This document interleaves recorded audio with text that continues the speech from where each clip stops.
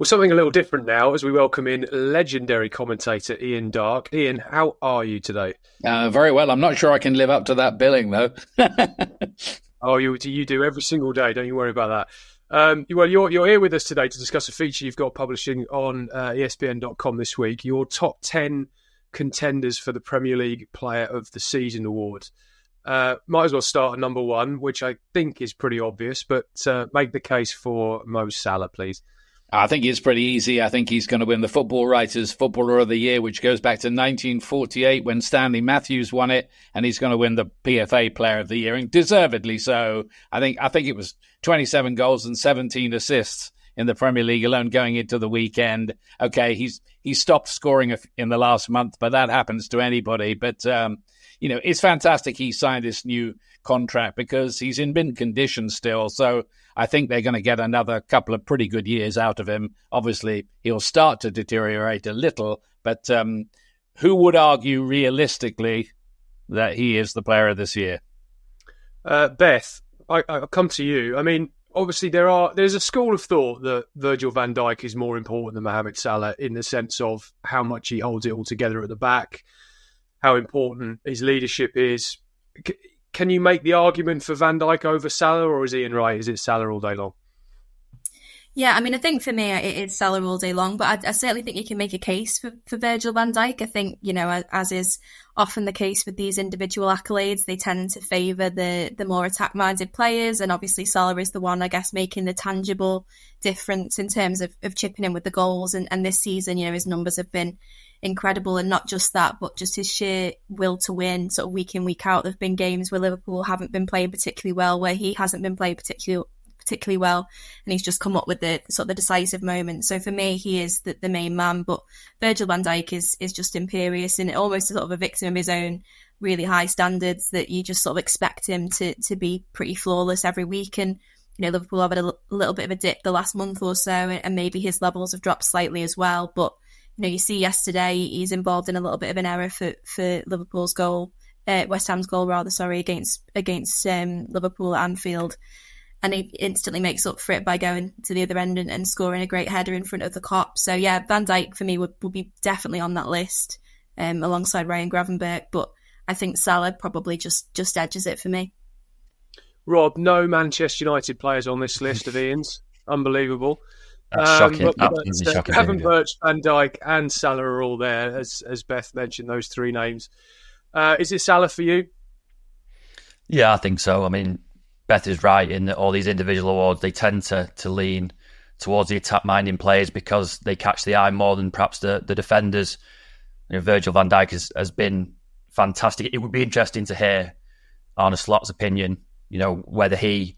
Obviously, he would never admit it in a press conference, but if he had to be without one of those two players for a game, I suspect that he may prefer to have Virgil van Dijk in there just because of the stability that he gives that Liverpool defence. But I guess it all just comes down to goals in the end. The hardest thing, players and managers will tell you, the hardest thing to do in football is to score goals. And if you've got someone who's contributing goals and assists, creating, making goals every single week, that guys like that are like gold dust, and that's why the attack-minded players get the big awards, and that's why Mo Salah is probably the best player in the Premier League at the moment.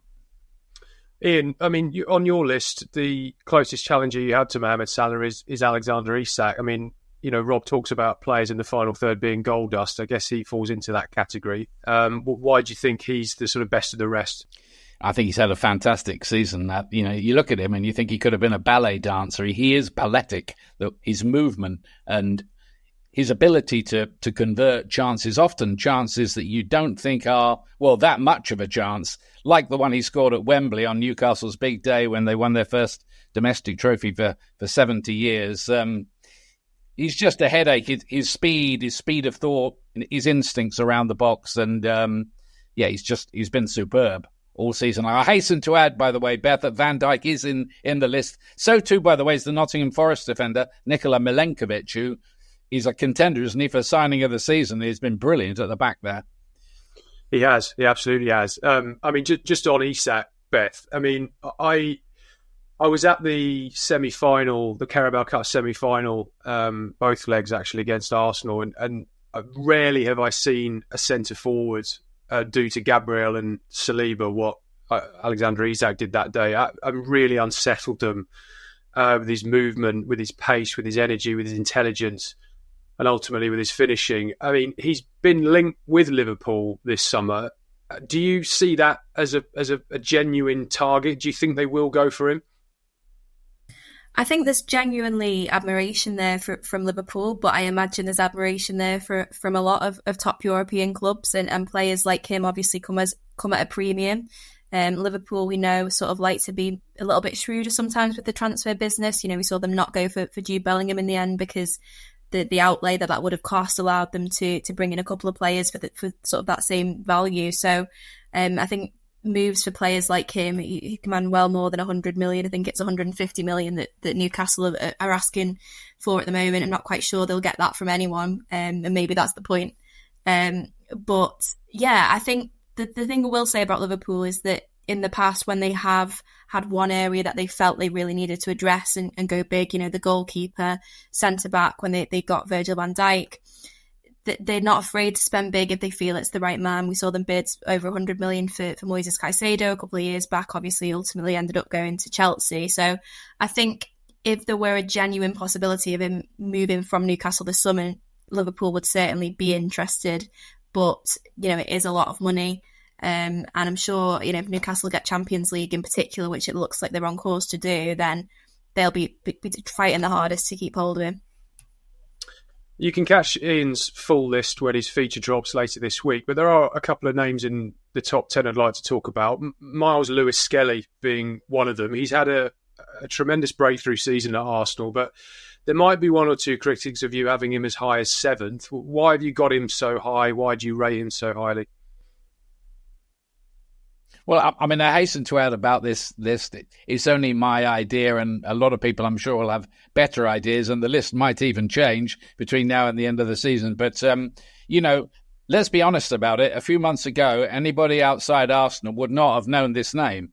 Miles Lewis-Skelly. He's suddenly been brought into the team. He's made his England debut. He plays in a game like the Champions League match against Real Madrid and looks totally to the manner born. And to me, you'd have to say at the moment, I mean, things can go wrong for players, injury, they fall out of favour, maybe lose their way a little bit. But at the moment, he looks like he's going to be England's left back for the next decade. He's only 18. I mean, it's been a fantastic breakthrough. I mean, there have been breakthroughs before that players have had and come onto the scene, but he does look a little bit special. Rob, just obviously Ian mentioned the England situation there. We've seen Luke Shaw finally reappearing in a matchday squad for Manchester United. Obviously, Gareth Southgate relied heavily on Luke Shaw, took him to the Euros last summer when he clearly wasn't fit, started in the final. Left back, or that left wing back position, if Thomas Tuchel decides to go down that route, has been an issue for England for a while. Do you see, firstly, a way back for Luke Shaw to full fitness and being able to get himself into the England squad? And if not, does Miles Lewis-Skelly have the potential to become England's solution long-term in that position? I mean, it's definitely possible. The interesting thing about Luke Shaw is obviously he's coming back from injury at the moment, but I do wonder whether he's going to get not a lot of opportunities playing at left-back at Man United because of the system that Ruben Amorim wants to play. He came on against Newcastle on Sunday for the first time since December, I think, and played in that left-sided centre-half role. And there is a school of thought that maybe Luke Shaw isn't as durable as you need to be to play in as a Premier League fullback. You have to be able to get up and down relentlessly, which is what Miles Lewis-Skelly can do. There is, people who say that, Luke Shaw, because of his injury record, because of his age now, just can't do that consistently in the Premier League. And that if he's going to play regularly at Man United, it is going to be as a centre-back, making those bursts into midfield occasionally, but not being expected to get up and down again and again and again. And if that's the case, and you're picking players on form, as I'm sure that Thomas Tuchel will say, as all international managers say, you'd have to look at that and say, well, if Luke Shaw isn't playing at left-back and Miles Lewis-Skelly is playing at left-back in a fantastic team at Arsenal and performing well week in, week out, then, Miles Lewis-Skelly would have every right to say, well, I should be first choice. I do wonder whether, because of the short-term nature of Thomas Tuchel's appointment, whether maybe you're going to see him revert back to more experience when the big squads are announced for World Cup qualifiers and major tournaments. Because, again, he would be well within his rights not to have any kind of plans for England's future, because why would he? He's trying to win a World Cup in 2026, and that's all he's there to do. Obviously, I would like to see young players given a chance at international level regularly, and there is a spot at left back up for grabs. There aren't that many spaces in that England squad, but there is a vacant spot at left back. So it's well within his grasp to make it his regular place, certainly. Now, we touched on Ryan Gravenberch a bit earlier, but let's just talk about him in a bit more detail. Ian, he wasn't particularly fancied under Jurgen Klopp, and I guess one of the things about Arne Slot, it's often said he's not done that much different to Jurgen Klopp, but maybe the biggest change sort of tactically is to trust Gravenberch, drop him in slightly deeper alongside Alexis McAllister. Do you think he's... I mean, obviously you've got him in this list, so I guess you don't think he's underrated. You're literally rating him. But I mean, do you think he gets the credit he deserves for the season that he's had? I think he is starting to get that credit. Everybody's now looking back on what made Liverpool champions this year. And I mean, the story here, the big picture was Liverpool were looking really, I mean, Beth will confirm it, I'm sure, they were looking for somebody to play the number 6 role. As you said, Gravenberch wasn't in favour at all under Jurgen Klopp. In fact, he was starting to look like he might be a bit of a misfit. And suddenly Slot puts him into this role. They don't need a number 6 anymore because they've got this guy who breaks up the opposition attacks and then plays a lot of progressive passing to get Liverpool moving forward quickly as well. So he's not really put too much of a foot wrong so far in that role. So it's a surprise, isn't it? And nobody would have thought last August that Ryan Gravenberch would be in this conversation we're having here, but I think he is. Beth, do you agree with that? And do you think, in terms of planning going forward, do Liverpool need more cover in that position?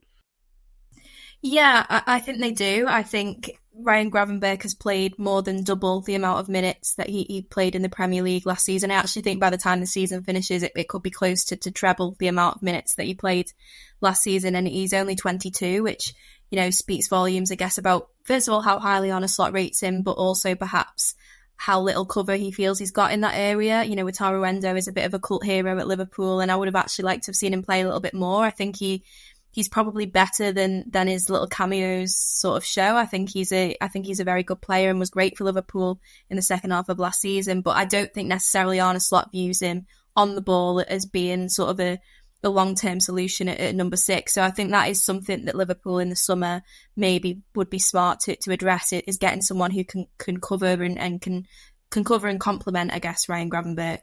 But yeah, he's been tremendous. I mean, he's only 22. I think he's maybe dropped off again a little bit in keeping with the Liverpool as a whole, I guess, over the past few weeks. But I thought the first half of Liverpool's match against West Ham, he looked very much back to his best, and I don't think it was any coincidence that Liverpool, as a result, looked a lot better when he was sort of firing on all cylinders. And yeah, I think he's just really, obviously Arne Slot has unleashed something in him that maybe previous managers haven't seen. I spoke to his dad earlier in the season, and his dad said he was incredibly grateful to Jurgen Klopp because even though he maybe didn't play as much last season, I think, the family recognised that Liverpool took a bit of a chance on him, bringing him in from Bayern, having not played a lot there.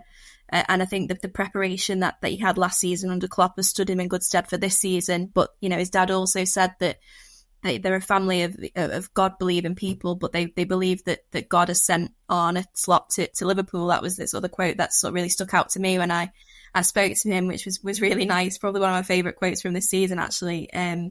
But yeah, I think that just sort of shows you the impact that Slot has had on players like Gravenberch in terms of allowing them to become, I guess, superstars in this team.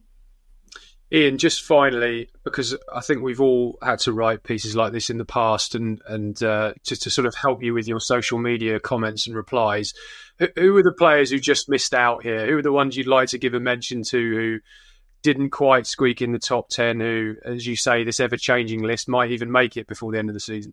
I wrote a few names down, actually. There's quite a few names. I don't know whether when the column comes out, they'll be on it. So this is in no particular order. Anthony Robinson, I think the leading defender for assists in the Premier League. Yep. Speed merchant. Chris Wood, obviously, the goals at Nottingham Forest. Liam Delap, who scored goals for a team who are going to go down, Ipswich Town. And you've got people like Norgarden and Burnmo and maybe Lewis Potter, who've starred at Damsgaard as well at Brentford. I'd throw Carlos Baleba into the conversation as well here. Fantastic player. They're going to make a huge profit on him when they come to sell him, and that's what Brighton do. Buy players for relative peanuts and sell them for profits of 60, 80 million pounds like they did Caicedo. And I think you've got to put Declan Rice in the conversation after those 2 goals he got against Real Madrid, because he rarely plays. I mean, we take him for granted a bit, but he rarely plays a bad game for a team who, after all, look like finishing runners-up. So, yeah, I mean, other people will have a lot of other ideas, but, there's a few.